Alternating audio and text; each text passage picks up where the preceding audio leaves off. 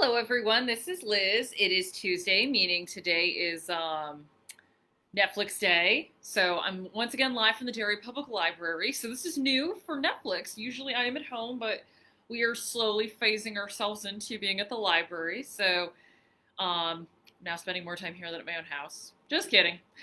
So let's get started with Netflix recommendations. Today we are going to start with a beloved game show featuring probably the most beloved game show host of all time, Alex Trebek. And that answer to this is, what is Jeopardy? So yeah, I was a little bit surprised to see that that is on Netflix. But I mean, you can learn things watching that show, and there's always the fun of watching to see if like someone gets it or someone doesn't. I don't. I kind of look at game shows as, I'm not sure if you can go back and rewatch them, but if you have never seen the episode, it might be good. And again, who doesn't like Alex Trebek? The guy seems like a genuinely good dude. So on to another TV series, a little bit more recent, and season 2 starts on Friday. I am going to recommend The Umbrella Academy. This was recommended to me by a friend. She had read the graphic novel series, which I actually hadn't, but she said, "Oh, the show is a lot of fun," and lo and behold, she was right. So this is about 7 siblings. They were all born on the same day under very mysterious circumstances. Basically, these women were not pregnant 5 minutes ago. They then are fully pregnant and give birth. And this old man, Reginald Hargreaves, adopts 7 of these kids who have special abilities and tries to make them into a crime fighting team. Needless to say, by the time they're all in adulthood, none of them are well adjusted. And the one of them comes back from a time traveling expedition and says, "Hey, the world's gonna end in 10 days, and we've got to stop it." It's a lot of fun. The actors are really make this show fun to watch. They all really inhabit the characters really well. It also is a really fun, I think, set design. It does a lot of good work with music as well. So I would say, hey, if you like a good kind of dark, sort of gothy sci-fi show that deals with the apocalypse and also has a sense of humor, The Umbrella Academy is for you. So on to films. I'm going to start with a movie I'm sure I've recommended before, but there are just some movies I like to continuously plug. And this is one of my favorite films. Jonathan Demme's great Silence of the Lambs.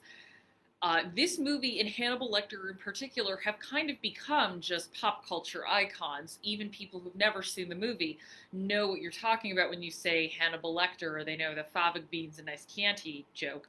However, it is for that reason I would say, if you have never seen this movie, to watch it, or if you haven't seen it in a while, revisit it. Because it is probably, I think, one of the most well directed thrillers I have ever seen. And whereas I kind of find a lot of thrillers to be fairly surface level, there is a lot going on in Silence of the Lambs, probably because both Harris and especially Demme and the screenwriter of this movie, who I am completely blanking on, decided to really focus on Starling as like a center of the film around her, and her being young, idealistic, wanting to make a difference. And there's also this added subtext of her being a woman in what is, for the most part, back in the late 80s, early 90s in the FBI, a fairly male dominated system.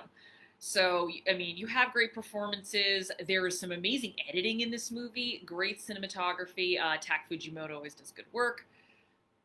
And I would just say, if you've never seen it, watch it or revisit it if you want to. I think there is a reason this has become like a pantheon, or part of like the American cultural, I guess I should say like pop culture hall of fame. I'm not finding the word I'm looking for right now. Some of it's a little dated. I mean, there was some backlash. There's about how Buffalo Bill was portrayed, but Jonathan Demme, to his credit, didn't whine about it, rather listened to the criticism and kind of cinematically tried to correct his error by directing Philadelphia. But, Jonathan Demme, cool guy. He, as a director, was really about characters and finding the human in everyone, and he was gone too soon. Speaking of movies that have some controversy but are also incredibly well loved, we're going to talk about my favorite Indiana Jones movie. Please don't throw tomatoes, but it's The Temple of Doom. Oh, wait. No one's here. Yeah, controversial opinion, I know. But it was the first Indiana Jones movie I ever saw, and it is a movie that has both exploitation movie level violence and starts with a show tune, so it is a movie just after my own heart. I would say all of the Indiana Jones movies are worth watching, except for The Crystal Skull, but there's something about Temple of Doom I really like, and it's usually for the reason people don't like it. I like that it's darker, I like that it's a little grittier and meaner. I mean, I definitely see the criticism of the portrayal of India. That's something I get. But you do have to understand that the people who made this movie, Spielberg and Lucas, they grew up watching movies in like the 40s and 50s, where India was often portrayed in movies as this kind of far off mythical land. So this is really actually referencing older material and in a way paying homage to it. I mean, context matters, but I also still understand why people aren't comfortable about it. But long story short, I love this movie. I love how weird and wild it is, and I love that it's never been replicated for like even a big screen blockbuster feature. I can't remember the last time there was a big screen blockbuster feature that got that strange and that violent, I should say. Anywho, on to something lighter. We have Mirror Mirror, which is a really colorful, visually inventive retelling of Snow White and the Seven Dwarfs. I think this movie has a lot of charm, and even where it kind of lags a bit, visually it is absolutely stunning. I also have to give some credit to Julia Roberts, an actor I really don't like that much. She's great in this, and you can tell she's having a lot of fun playing like an affably evil wicked queen. So I would say, Julia, do more stuff like this. You're having a lot of fun. And another movie that it's very light, fun to watch is Baby Mama. So it stars I almost said Amy Faye. Amy Poehler and Tina Fey. So if you've watched any sitcom in the past 15 years or so, 30 Rock, Parks and Rec, you probably know who they are. So they came together for 2007 for this movie, and it's about Tina Fey. She plays a hardworking businesswoman, pretty much her Liz Lemon character, who wants to have a baby and asks Amy Poehler's character, who's very rough around the edges, to be the surrogate. It's a lot of, again, I think it's a lot of fun, and it's mainly because these two actresses are so funny. Although I have to say, as much as I love Tina Fey and as much as I love 30 Rock, Amy Poehler is the funniest person in this movie. Amy Poehler has a way of just saying a very simple phrase like, well, I don't know your life, in a way that's so funny you will just gut laugh at it. She really is a master of delivery. So I would say happy movies, Mirror Mirror and Baby Mama. Now on to some full-on cheese that will definitely make you happy if you're of a certain age. Clash of the Titans, and I'm not talking about the one with Liam Neeson. I am talking about the original 80s version with that weird tin owl and Ray Harryhausen special effects. This movie is a ton of fun. I actually think it's aged pretty well. There is a cheese factor. There is a nostalgia factor to it, but I just go back and look at those effects and realize this wasn't someone just typing into a computer. This was someone who did this with their bare hands, and that's actually something, it's coming back in movies, which I appreciate, but it is something, especially in the aughts, that I missed with action movies, was the tangible feel that you get from practical effects. So if you want a little bit of kind of just, tribute to Ray Harryhausen or a good look at his work, the original Clash of the Titans. So now I'm going to recommend Suffragette, which is about British suffragettes in 1912. Britain actually got the right to vote for women before we did, but I feel it is also, it's timely because it is 1920. It's the 100th year anniversary of women in the U.S. getting the right to vote. I wouldn't say it's a perfect movie, but once again, this is a movie where a good cast can really elevate the material, and you have Carey Mulligan, you have Meryl Streep, Helena Bonham Carter. They absolutely elevate the material, and I do think it's worth a watch. At the very, it's a good, I would say it's a good B- movie, not one that I feel like I don't feel like I wasted my time watching it. But there are also, I think, some great scenes in there, which I can definitely recommend. And plus, historical dramas are always fun.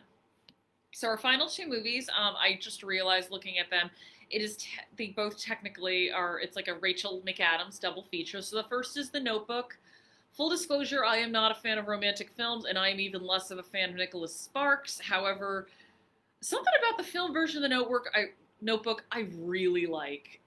It's probably because Rachel McAdams and Ryan Gosling are just so perfect in this, and they sell the material to high heaven. But it is, at the end of the day, it's a little schmaltzy, but sometimes schmaltzy can work. And, who doesn't want to see a story about, two people whose love lasted for decades? Sometimes we want something nice. And we're going to balance that with another movie Rachel McAdams was in called Spotlight, which, I don't know, make you kind of cry a bit. So I've recommended this before as it was on free services, but I do want to let people know it's on Netflix. So this is about the Spotlight Report, which was the 2002 Boston Globe piece, in which uncovered the years and years worth of child abuse in the Catholic Church and the subsequent ignoring and covering it up and moving priests from place to place. The reason I like this movie, it's not a flashy movie. It actually harkens back to 70s movies about journalism. So I would say you compare this with like The Post, which is definitely, you feel it's trying to say something about the integrity of journalism. Spotlight isn't doing that. If anything, it's paying respects to the reporters by just showing the job they had to do, the fact that they had to talk to all these people, they had to spend hours researching, and they weren't on this for a greater mission. I mean, there was a scene in there which was added for the sake of dramatic effect, but for the most part, they just saw this is a story we need to tell without any kind of an ulterior, we need to win a prize type of motivation. And there's something about the fact that this movie shows the almost mundane task of research, which I can tell you, it can be mundane. But they see it as like it's worth it because this is a story we need to tell. Also, Michael Keaton's fantastic in it. Great small role by Stanley Tucci. I think Rachel McAdams is really good. Her character's interesting. She has a grandmother who goes to church every week, so she has to contend with the fact that she is, if and when this story breaks, is probably going to shatter her grandmother's world potentially by learning this. So she's carrying that with her, and Mark Ruffalo is in it. He gets the big like Oscar yelling scene, but I would say ignore that scene and pay attention to the scenes where he's like going to courthouses and trying to get access to documents, because, I mean, this might just be a personal thing. I find that stuff really interesting, and having interned in a newsroom, that is far closer to what it's like. It's a whole lot of, I need to find this one document that has the one thing on it that I need. Alrighty, so thank you for watching. Hopefully you'll check out one of these movies, and I will see you tomorrow at my regular time, 3 p.m. Have a good day.